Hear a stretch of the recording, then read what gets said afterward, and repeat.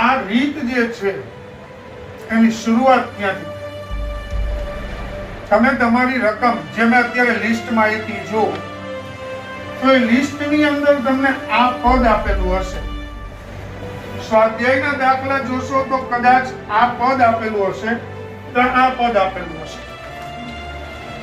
તો જનરલી જ્યારે તમને વ્યાપક પદ વાળા દાખલા આપે તો પહેલા તો એ ખબર હોવી જોઈએ કે વ્યાપક પદ એટલે શું.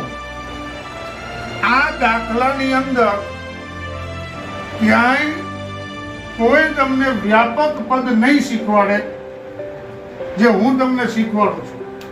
સૌથી પહેલી વસ્તુ એ છે કે આખો દાખલો તમે SN ની રીતે n માં પદના સરવાળા અથવા તો n મું પદ, આ બંને રીતે જ્યારે તમે દાખલો ગણો ત્યારે તમારી પાસે A અને D એટલે કે પ્રથમ પદ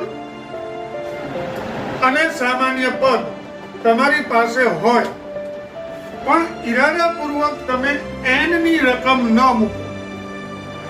મારી પાસે n છે છતાં મારે n મૂકવો નથી, તો આ n મું પદ તમને વ્યાપક પદ મળે. શું મળશે? વ્યાપક પદ. હવે આ વ્યાપક પદથી ફાયદો શું?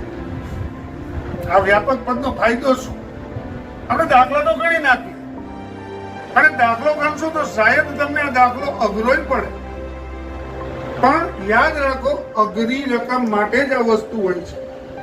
અઘરી વસ્તુને ટૂંકી બનાવવા માટે આ રીતનો ઉપયોગ થતો હોય છે.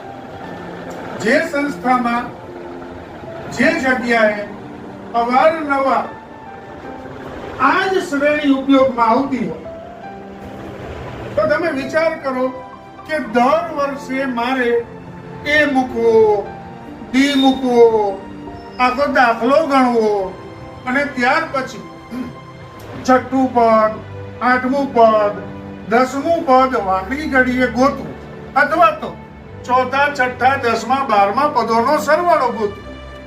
તો આ વસ્તુ અવારનવાર કરવાથી વ્યાજબી રહેતી. SN એટલે કે સરવાળાનું વ્યાપક પદ મળ્યું. કયું વ્યાપક પદ મળ્યું?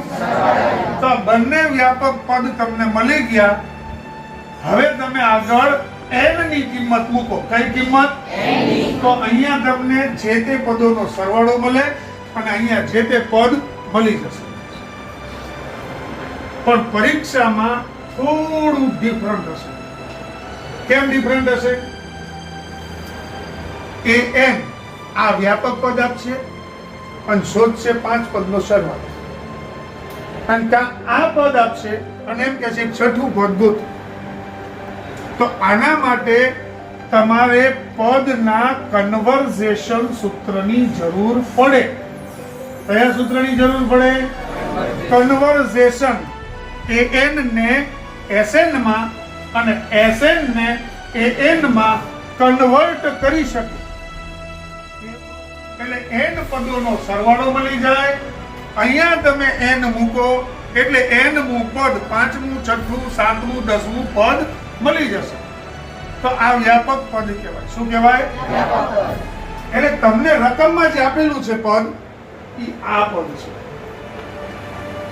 તમે તમારા દાખલાની રકમ વાંચો તો એ રકમની અંદર જે આ પદ આપેલું છે n વાળું પદ, તે આ પદ છે. ક્યાંથી આવ્યું? આ પદનો જન્મ ક્યાંથી થયો? તો કે આખો દાખલો ગણ્યો અને છેલ્લે આ પદનો જન્મ થયો. ચાલો સમજી ગયા? ઘણી વખત એ જ ખબર નથી હોતી પદ આવ્યું ક્યાંથી.